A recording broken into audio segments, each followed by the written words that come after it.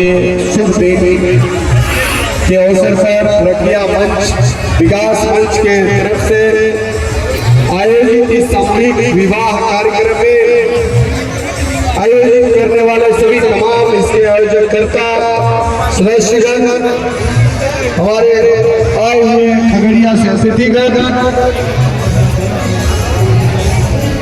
शिवरात्रि महापर्व के शुभ अवसर पर आए हुए तमाम ग्रामीण जनता, माता बहनें और आज के इस आयोजन में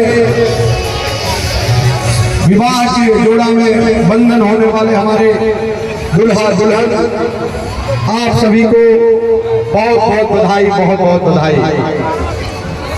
यह आयोजन हर साल होती है प्रज्ञा विकास मंच के तरफ से। हमारे राम तनिक मंडल जी, गुड्डू जी, मैं देखता हूँ बराबर इन लोगों द्वारा महाशिवरात्रि जब आती है नजदीक, इनकी सक्रियता बढ़ जाती है और ये दुल्हा दुल्हन के वैसे जोड़े को ढूंढते हैं जिन जो सामर्थ्य नहीं है शादी विवाह करने में। प्रज्ञा विकास मंच वैसे जोड़े का आज के दिन अपने खर्चों से उस जोड़े का निःशुल्क विवाह संपन्न कराते हैं। या उनके लिए बहुत बहुत आप कार्यकर्ताओं को, इस प्रज्ञा मंच के सदस्यों को मैं दिल से बधाई देता हूँ।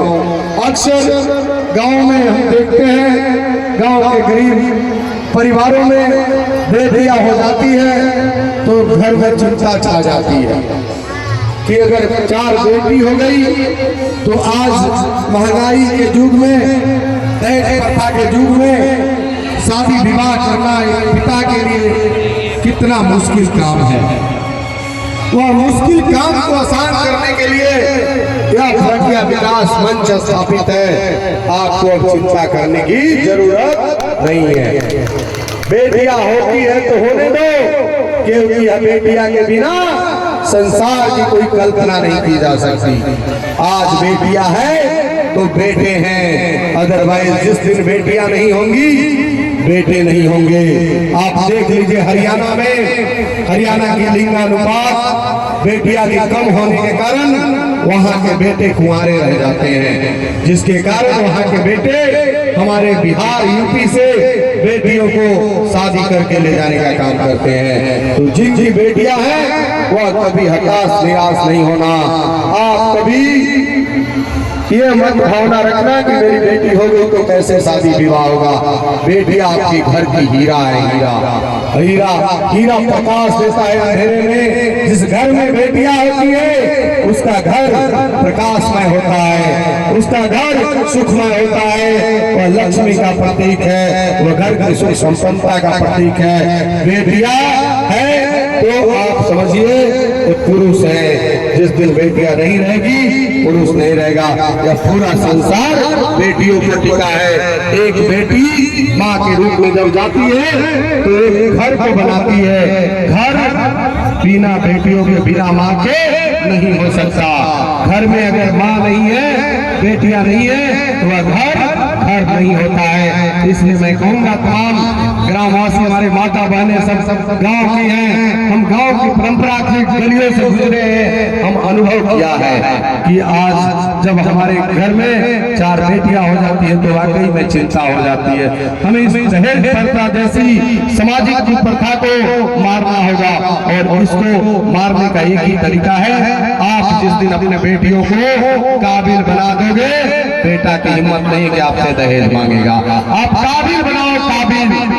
आप छोड़ दो कि बेटियां क्या करती है नहीं करती है। आप केवल बेटियों को शिक्षा से जोड़ दे, उसको काबिल बना दे।